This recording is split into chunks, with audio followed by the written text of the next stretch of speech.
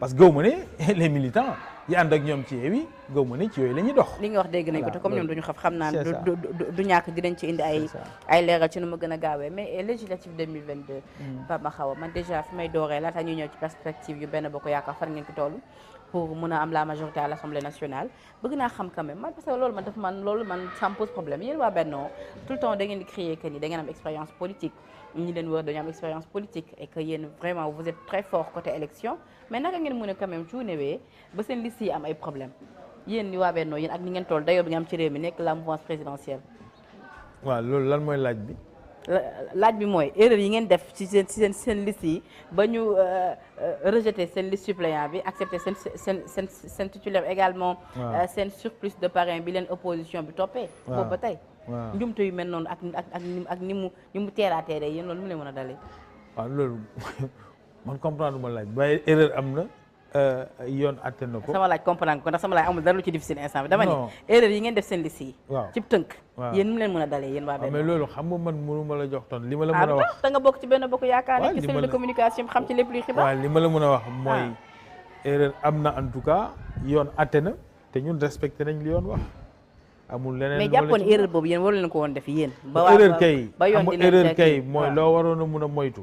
te moytu woo ko ba mu dal la mais en tout cas conséquence bi mooy yoon atte na te la yoon atte yi tamit respecté nañ ko. mais laataa ñu yegg ca yoon la mu atte ak yoon yëpp yéen. bu ñu sukkandikoo ci expérience politique bi ngeen am. xam nga tout le temps da ngeen di wax ni. waaye Yewwi c'est une coalition expérimentée. amuñu expérience mais une coalition quand même expérimentée. est-ce que war na def erreur yu terre à terre yi. def na ko de. loolu lan lay mën a ban jàngal lañ ci mën a am kon est-ce que du expérience ba ngeen di woote yeggagoo leen. non xam nga expérience bi moom. c'est pas une expérience boo xam ne dañ koy wax noonu rek.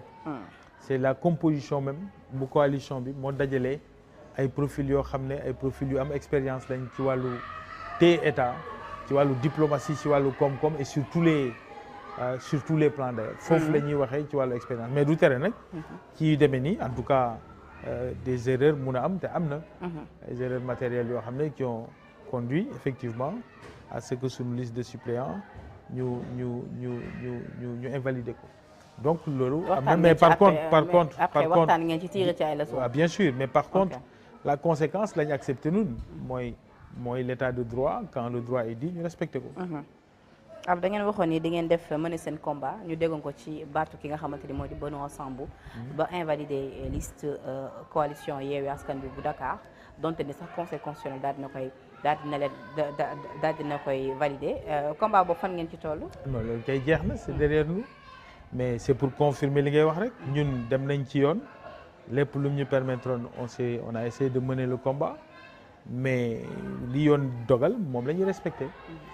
moo tax sous coalition Yewwi Askan Wi nangoo les décisions de l'État et les décisions de la justice dañ koy nangu et puis il faut pas vraiment confondre les choses la justice elle est là pour tout le monde munoo nag quand ça su àttee comme Dakar. non juste moom yéen kese la fi nekkal. déet munoo wax loolu soxna si parce que nag yéen kese lañ jël seen liste bu baax bi daal di koy valider jël ñeen seen liste bu baax daal di koy invalider. Dakar bi nag xam nga ni fu mu ne nii ay Sonko ay ñoom ay ñeneen ñu mag ñi bu ñu bokkulee loolu mooy affaire bi dina am xorom tuuti. mais liste Dakar bi yow fekkee nga li ci xew gis nga confusion yi fi animé seen biir ñëpp gis ko terewul ba yoon àttee foofu jox possibilité waa Dakar coalition Yewwi Askan Wi ñu mun a déposer waat seen liste waxuñ dara dañ ne conseil constitutionnel gongo yoon daal ñëpp la fi nekkal. autre coalition parce que su fekkee ne. saa ñu demee fa mbaxa ne doone benn si la décision t'arrange nga ne bravo si la décision nag n'est pas très en phase ak yow nga ne dafa am lu ci laxasu loolu c'est pas très responsable. d'accord alors autre coalition bi di Yewwi Askan Wi yeneen opposants également yu mel ni coalition Bokk Gis-Gis mu ngi fi Pape Diop également ak sama xarit Aliou Sow ancien ministre de la jeunesse ñoom ñëpp ñu ngi ci biir coalition bi di Bokk Gis-Gis mais également beneen coalition bi di Aar Sénégal ak ñeneen ñi nga xamante ñu ngi ñëw Jàmmi Réew mi ak coalition bu Pape Djibril Fall également jàpp ngeen ni ak yeneen opposants yooyu ba tey vous êtes toujours confiant pour am la majorité à l'Assemblée. waaw élection daal da ngay dem laaj kaddu askan wi. waaw sooy dem di laaj kaddu askan wi na fekk nga am projet. am une liste bu crédible.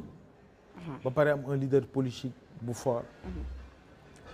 ñun li ñuy wax ak askanu Sénégal du ay dige ndax dañoo jëf ba pare le président Macky Sall ak sa coalition Benno Bokk Yaakaar dañoo am 10 ans de gouvernance dans le pays am des réalisations dans tous les secteurs de la vie publique et économique d'ailleurs nit ñi sax bàyyi nañ nee nañ dootuñu wax ci bilan matériel man bilan nag su matériel loolu xaw ma lu muy doon mooy maanaam kenn bëggatu ci dem parce que c'est un terrain qui est conquis d'avance le pacte de législature tête de liste bi ak coalition bi dinañ taxaw weccee ak sénégalais yi won leen le cap qu'on définit parce que nag jéego yi fi jot a am ak perspective 2023 nga xam ne le FMI keroog mi ngi naan le Sénégal dina dugg à partir de 2023 dans une nouvelle perspective de croissance et probablement à 2 chiffres avec notamment le début de l'exploitation du gaz nga xam ne tout est en place pour que le Sénégal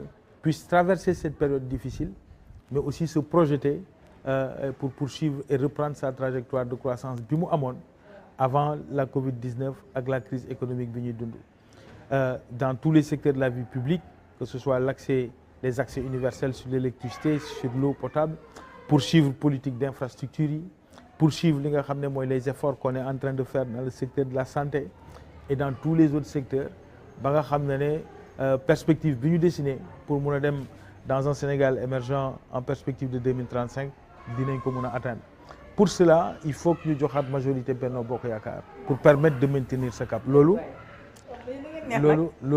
mooy li nga xam ne mooy yéene gi waaw ndax nag coow li mun na bëri jaayante fitna bi bëri ñii di saaga ñii di def lu ne waaye sama plateau bi ngay battre campagne bi nga xam pour lan da ngaa neex mais à la fin de la journée moom lii am mooy sénégalais yi ñooy tànn sénégalais yi ñooy tànn ki nga xam ne moom la ñu bëgg mu jël te loolu nag ci base du projet te projet matériel rek la mu nekk il faut que ñu wax sénégalais yi fan lañ leen jëmee ñun nag véritablement ci côté boobu on est prêt à pouvoir d'accord mais bilan matériel bi quand même da ngay xaar ba askan bi jugé ko yéen waru leen ko jugé seen bopp ndax kenn du nu ñu koy waxatee ci wolof sax saabu du fóot boppam comme on dit élection yi safula li nga xamante ni moo ñeel campagne bi ñu fas yéene ko ubbi pratiquement ci fanu tabaski bi la veille wala le jour même de la tabaski tey jii fan ngeen ki toll yéen waa Benno Bokk Yaakaar nous sommes en train de nous mobiliser partout les comités électoraux sont en train d'être installés ci réew mi yëpp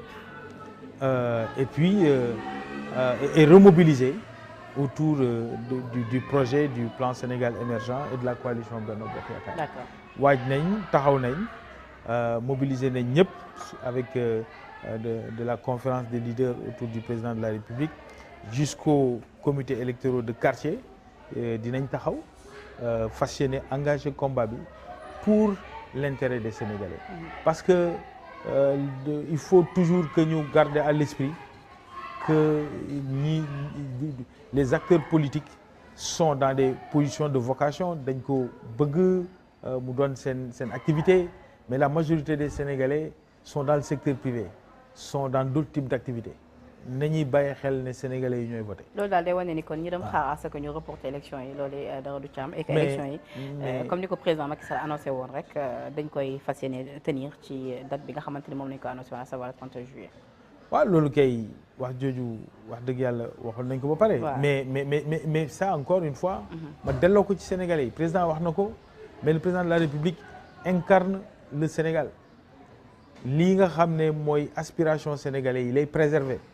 mais su fekkee ne ku mu neex nga taxaw ne élection du am suba élection day am nga mais kon ñun ñëpp fu ñu jëm liñ doon dégg kay démb mooy les partis au pouvoir di manipuler l'agenda des élections comme ni ñu ko buggee mais guléet ñu taxaw opposition bu taxaw ne élection du fi am kuy daw élection nag xëy na da nga parewul ndax newoon nañ fi après local yi le président de la République buggul organiser élection bañ ci tegee weer génne na décret bi joxe date ñu dem ba jublu mbir mi moom ñu taxaw naan bëgguñoo dem élection kon ñi bëgguloon dem élection kay mooy ñi parewul waaye ñun pare nañ. yéen pare ngeen. ñun pare nañ pour dem élection dans la paix. et que opposition bi yëpp xofu leen ci kenn. Sénégalais yi ñoo jar a jël en charge le débat entre opposition pouvoir wax la rek mais Sénégalais yi ñoom seen quotidien lan lañ ci góorgóorlu li ci état bi di def notamment pour subventionner les denrées de première nécessité, pour subventionner l'électricité, pour accompagner les ménages et le pouvoir d'achat en augmentant les salaires de certains fonctionnaires. loolu ñuy def mu jëm ci gafaka sénégalais yi mu gëm ci améliorer seen dundin au quotidien mais loolu mooy wax ji. loolu moo am na parce que suñu waxul loolu rek wax dëgg yàlla suñu waxul ci loolu rek suñu waxul ci sénégalais yi rek caaxaan la ñuy wax waaw moo tax ñun li ñu intéressé mooy loolu fexe ba sénégalais yi gis loolu dem partout nag ci réew mi ak fépp fi sénégalais yi ne ci diaspora bi dem wax ak ñoom. am na solo Pape wax ak ñoom loolu mooy li nga xam ne fi ma bëgg nag ñu daaneel loolu mooy dernière question bi. muy question troisième mandat bu président Macky Sall. parce que gis nañu fan yëpp opposition bi ku ci nekk yaa ngi ci gën a focus nee nañu Macky Sall fan yii rek yëpp coow li yëpp waa c'est-à-dire yàgg na mais fan yi dafa gën a tar at yi yëpp waaw d'accord at yi yëpp mais fan yi dafa gën a tar nee nañu li muy def nii yëpp tere manifestation xoqatal opposition bi wane benn doole bu nekk ci moom et tout li mu bëgg rek lenn kese la mooy troisième mandat. président dégguñ ko mu xoxatal kenn dégguñ ko mu jaay doole kenn dégguñ ko mu waxlante ak kenn ci terme yooyu état de droit moo koy teg mooy tax ñu xool mooy tax ñu mën a respecter. troisième mandat. waaw mais loolu moom.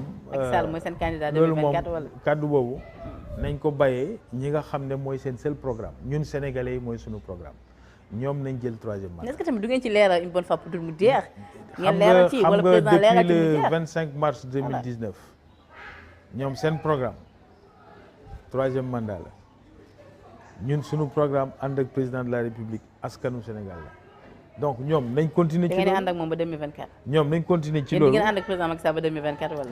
ah moom kay mandat bi ba 2024 la. su bëggee laa wax su bëggaatee. dama ne ku nekk ak li la yitteel ñoom li leen yitteel troisième mandat la nañ ca ne. ñun li ñu yitteel ñun askanu Sénégal la ak dundinam tey ak ëllëg. président Macky Sall su bëggee troisième mandat Pape Mahawa yéen waa benn bokk yaakaar da ngeen ko ci ngeen waa wala déet. dama ne sujet troisième mandat mi ngi fii depuis daanaka juróomi at ñu ne ci ñamu soxal nañ ca ne ñun li ñu soxal ñun mooy BRT ak train express régional ak transformé xar kanamu Ndakaaru ak fexe ba xale yi seen njàng gën a ñoŋ fexe ba dem beeg dikk bi gën a yomb biir Sénégal.